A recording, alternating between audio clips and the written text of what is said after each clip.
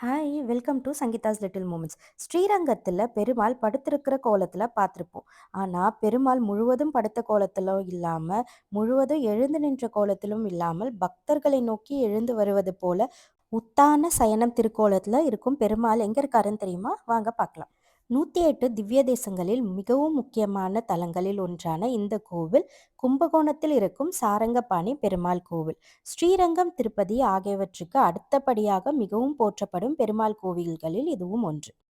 இந்த கோவிலோட புராண கதை ஒரு யாகத்திற்காக மூவரில் யார் பெருமையும் கருணையும் மிகுந்தவர் என்று தெரிந்து கொள்ள பிருகு முனிவர் முதலில் பிரம்மாவையும் பிறகு சிவபெருமானையும் கடைசியாக மகாவிஷ்ணுவையும் சோதித்தார்.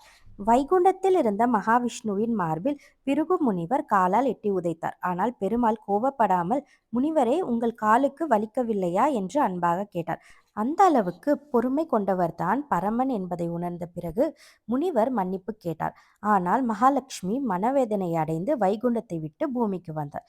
பின்னர் ஹேம முனிவர் தவம் செய்ததால் புற்றாமரை குளத்தில் தாமரையிலிருந்து கோமலவல்லி தாயார் குழந்தையாக அவதரித்தார்.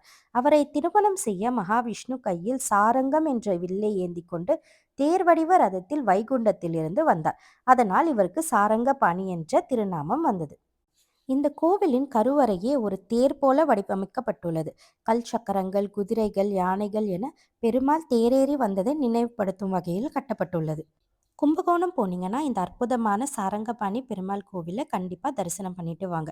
இந்த வீடியோ உங்களுக்கு பிடிச்சிருந்தா ப்ளீஸ் லைக் பண்ணுங்க, என் பேஜை சப்போர்ட் பண்ணி சப்ஸ்கிரைப் பண்ணுங்க. நன்றி.